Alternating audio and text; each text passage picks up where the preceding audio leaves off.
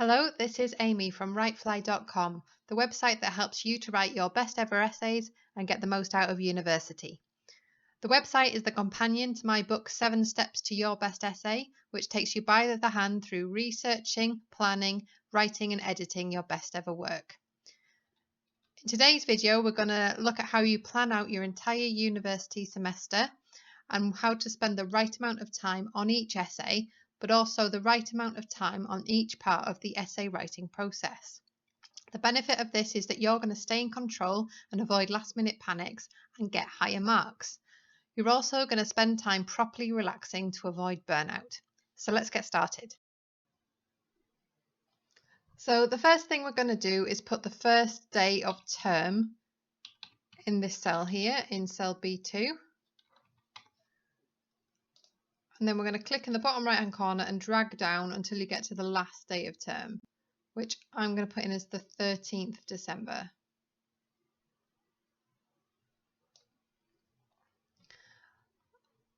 Then I'm going to put in the days of the week. I'm just going to use the first letter. And then I'm going to double click here to copy that all the way down to the bottom. Across the top, I'm going to put in my classes. So I'm just going to put in Module 1, Module 2 and Module 3. But you put in all the names of the classes that you're taking this semester. The next thing is to put in when your deadlines are going to be.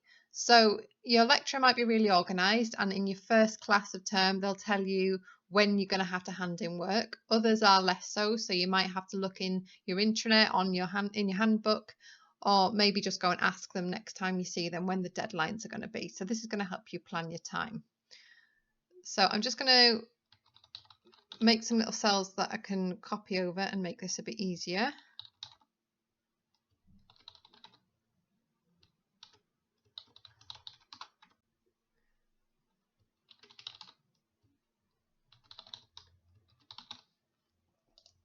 And I'm going to make these different colours using these little quick things over here.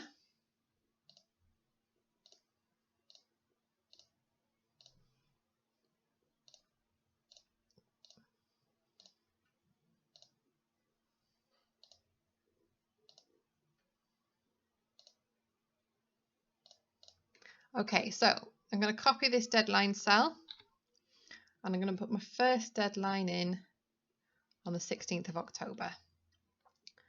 Then the next on the 1st of November. Then another on the 15th. Or maybe the 13th. There we go.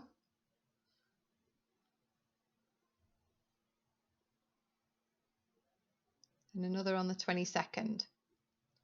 And finally, I'm going to put 2 in on the last day of term, because that can totally happen. You have 2 deadlines on the same day. So we can see here where your pinch points are going to be, when you're going to have not much time to do a piece of work after another's finished. So this is going to help you to organise your time and start things a bit earlier, so you've got less of a panic. So the next thing I'm going to do is put in things that are going to tell me when I can't do any work at all on a certain day. So say if you've joined a sports team, Wednesdays are probably going to be a complete write-off for you. So I'm going to put sports in for every single Wednesday. So you can see already we've got a deadline on a Wednesday. So there's no way you're going to be able to do any work towards that on that day. So you're going to have to get it in the day before. And another one here. Copy it down to all the Wednesdays. Okay, so other things, I've put in a trip. So you might be planning to visit home. So it's unlikely that you're going to get any work done when you go home and visit your friends and family. It'll be quite rushed, and you know, you're going to be just socializing and enjoying yourself. So don't put it on yourself to do work when you're doing that. So I'm going to put that in on the 18th of October, this weekend here.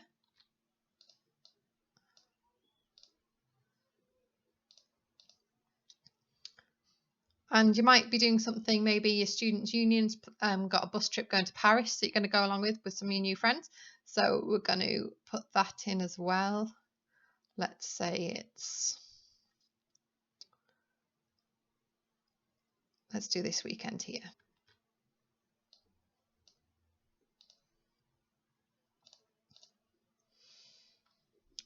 So I like to just make these the whole width to make sure that I don't accidentally put anything in there.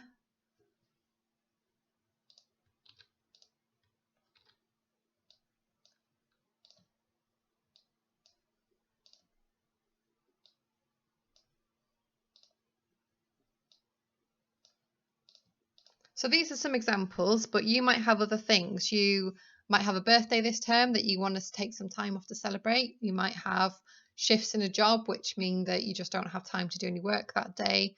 Religious holidays, anything like that that is going to make that day a complete write-off. Put that in now so that you can plan for it rather than worrying about it at the time.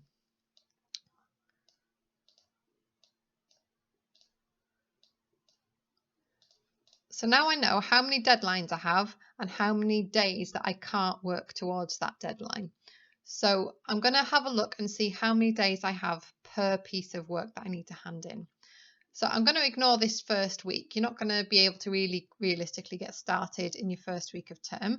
But because we're keen and we want to do well, I am going to start on the second week because we have this really early deadline here. So we're going to need to get started. And if you haven't done writing like this before, you're going to need to give yourself a bit of time to get used to it and see how it works. So I'm just holding down Control and I'm selecting the dates that have nothing in them. And you might be wondering why I'm not picking the deadline day. And that's because I think it's best to aim to hand your work in the day before the deadline. And then when everybody else is panicking, you can actually be taking a really well-earned day off. It's so important that you take this time to recuperate after doing something really stressful, and that's guilt-free time off that you've planned for. And that's going to help you not get burned out and actually enjoy yourself more. So I've got 55 days here for 6 deadlines. So I'm just going to quickly work that out. So equals 55 over 6. And that's 9.1. So we're going to be spending roughly 9 days on each piece of work. So how do we divide that 9 days up between researching, planning, writing and editing? What I've got here is a table. So along the top we have the number of days roughly that you might have available for each piece of work. And then I suggest that you divide it up like this. So as you can see, I've really loaded the time into the researching. And that is because research is so important. A lecturer can really tell if you've spent time doing research, if you've included pieces of work or studies that other people haven't, and that you've really got to know the subject area. If you've just gone off the recommended reading that you were given in the lecture, you are not going to score high marks. You need to go wider than that. So that's why I've got so much time so that you can find this stuff and read it. You're going to gather a lot of stuff together, so that's going to take a while to put together into a plan. But because you've done all this prep, writing can be done really, really quickly. And then you can spend actually more time editing it and pulling your arguments together really nicely, having really good flow to your work and making sure that there are no silly little mistakes. So as we have 9 days, we're going to be using this, and it is a rough guide, and we're going to see how it fits in around other things that we need to do during the term.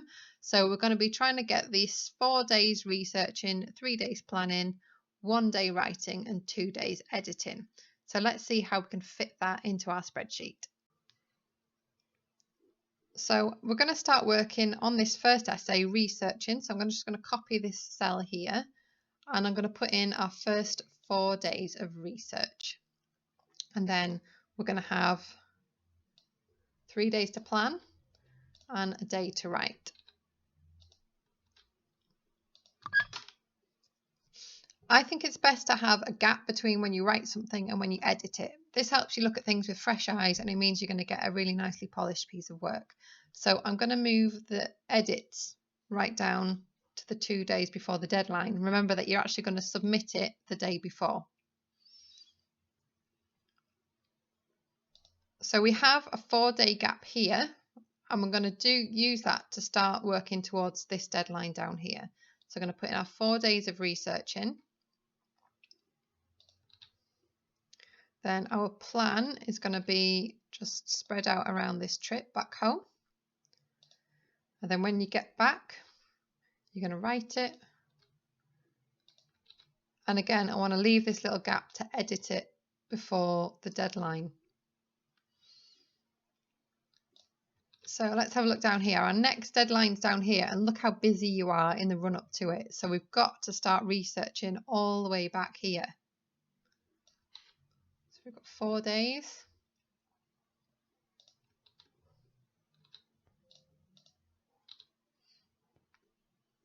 And then we have our day off.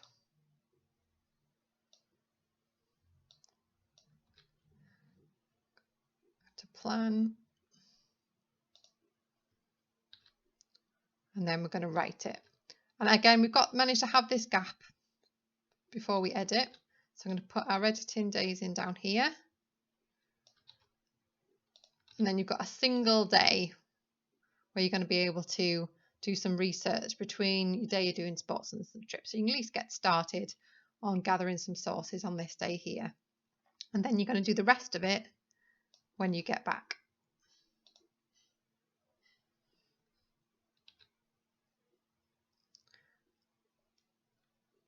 So we haven't got a lot of time here.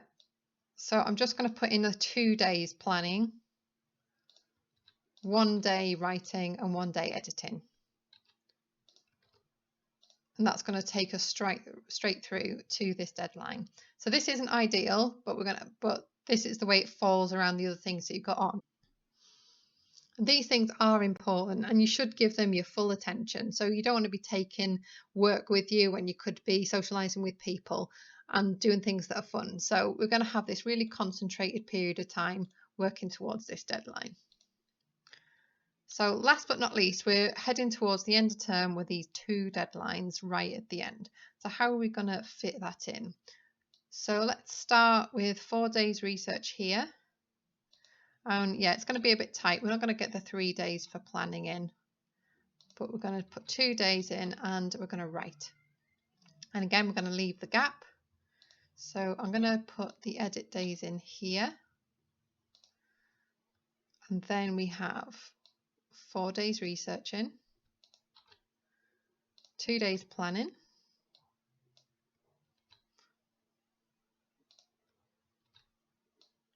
and a day to write. And then again, we're having this gap. It's only 2 days this time, but that's still better than nothing to edit. So there we have it. We've got this really busy semester. There's lots of coursework going on here, but you can fit it all in and you can spend a decent amount of time on each essay. It really is possible. So the last thing I'm going to do with this is come down to the bottom and I'm going to roughly cut this in half. So I can copy it and paste it up here. And then that's going to print out nicely if I want to stick it on my notice board. And then I can tick off the days as they go along and just quickly be able to look at it every day and see what I'm supposed to be doing. So the benefit of this is that you always know where you're going to be. You know that you're spending the right amount of time on each piece of work. And say you know how many articles you need to research this piece of work. So you divide those articles between the 4 days. And if you finish them on the Monday, what you'd allotted for that day, you can then relax and you can take the rest of the day off. You can watch some telly in the evening and not feel guilty about it, or maybe go out to the pub. So it means that you're really in control of your time. And that means you can have this guilt-free time to do nothing, which is actually really important. People joke about students being lazy, but we're not really. So this will help you to avoid that burnout. And when you come to the end of the term, you are going to be tired, but you're not going to be feeling like you could have done more or you weren't in control. So having done all this, you might be worried about what you're actually going to do. How do you research something? And what does putting a plan together actually mean? And how can you write something so quickly? And how can you spend 2 days editing something you only spent a day writing? So if you're worried about this, or maybe you want to have a new perspective on it, head over to Amazon and take a look at my book, 7 Steps to Your Best Essay. It's going to take you by the hand, step by step, through the whole process from start to finish. Not only that, it's going to give you insider knowledge from lecturers that they won't tell you in class. And it's going to give you an innovative planning technique. And this is going to revolutionize how you pull together your notes and put together your essay plan. You're going to learn how to find your state of flow when you're writing and edit like a professional. This has been Amy from writefly.com, and thank you for watching.